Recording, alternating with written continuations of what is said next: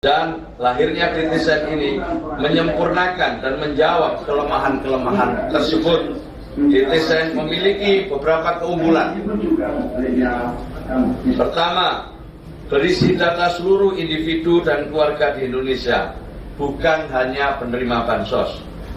Dua, memuat profil sosial ekonomi yang lebih lengkap. Empat, memiliki sistem pemerikatan atau desil, sehingga lebih akurat dalam menentukan siapa yang berhak mendapatkan bantuan. 4. Menjadi sumber data tunggal untuk berbagai program pembangunan, bukan hanya untuk bantuan sosial.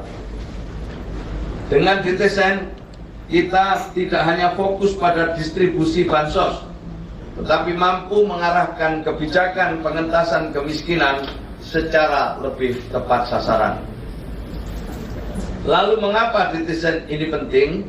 Setidaknya ada 6 manfaat utama dari DTSEN. Pertama, mengurangi bias akibat tumpang tindih data yang selama ini sering terjadi.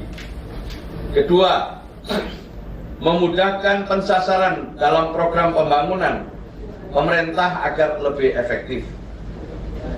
Ketiga, menjadikan strategi pengentasan kemiskinan lebih terarah, terpadu, dan berkelanjutan. 4. Menyediakan profil sosial ekonomi penduduk secara lebih lengkap. 5. Mengalokasikan anggaran pembangunan dengan lebih efisien dan akuntabel. Dan terakhir, keenam, mempercepat peningkatan kesejahteraan masyarakat. Bapak Ibu sekalian yang saya hormati, khususnya para pendamping PKH yang saya banggakan. Untuk menjaga kredibilitas data, tata kelola DTSEN melibatkan lembaga yang memiliki kewenangan dan kredibilitas yang dapat dipercaya, serta pemutakhiran secara berkala. Dan perlu diketahui, data sosial ekonomi ini bersifat dinamis, sehingga pemutakhiran menjadi kunci agar DTSEN tetap akurat dan relevan. Pemutakhiran data dilakukan dengan cara: 1. Sinkronisasi data administratif. 2. Ground check untuk verifikasi dan validasi data faktual.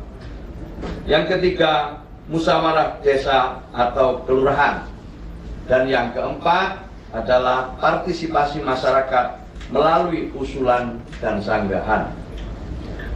Yang akan kita lakukan dalam waktu dekat ini adalah ground check untuk memastikan keberadaan KPM dan melengkapi profil sosial ekonomi mereka. Untuk itu, Bapak Ibu dan saudara-saudara sekalian yang saya hormati, ada 2 jalur utama dalam pemutakhiran data penerima bantuan sosial. Yang pertama adalah jalur formal, yaitu melalui usulan RT RW, kemudian dibawa ke musyawarah desa dan harus mendapatkan validasi dari dinas sosial setempat sebelum kemudian ditetapkan oleh kepala daerah, bupati atau wali kota. Kemudian masuk pada DTSEN melalui Pusdatin dan selanjutnya diolah kembali untuk dapat dilakukan perankingan ulang. 2 jalur partisipatif, yaitu jalur yang bisa ditempuh oleh masyarakat secara langsung, yaitu menggunakan mekanisme usul sanggah pada aplikasi Cek Bansos. Mekanismenya kurang lebih sama. Usulan dan sanggahan harus dimusyawarahkan, diverifikasi oleh pendamping PKH dan disetujui oleh Kadinsos dan ditetapkan oleh kepala daerah. Disinilah peran strategis pendamping PKH dalam rangka pemutakhiran DTSEN melalui ground check ini.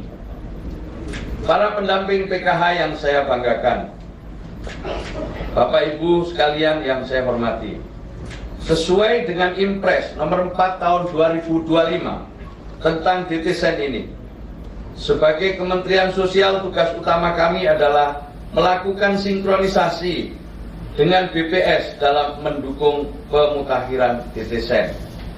Sementara itu, tugas pendamping PKH dalam pemutakhiran DTSEN meliputi: 1. Ground check untuk melengkapi variabel data. 2. memeriksa keberadaan KPM atau penerima manfaat aktif atau tidak aktif. 3. Melengkapi isian variabel untuk dasar pemeringkatan yang telah ditetapkan oleh BPS. 4. Melakukan verifikasi lapangan terhadap usul dan sanggah masyarakat. 5. Memanfaatkan DTSEN untuk mendampingi KPM lebih efektif.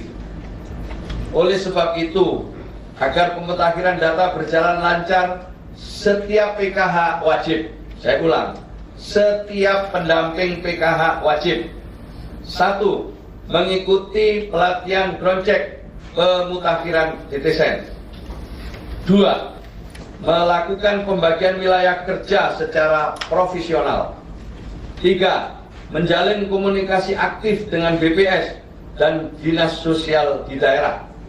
4. Memberikan data yang sebenar-benarnya. 5. Menjaga kondusivitas di lapangan. Dan 6. Menjalankan tugas dengan semangat dan riang gembira. Para pendamping PKH adalah garda terdepan dalam memastikan kebijakan sosial benar-benar tepat sasaran.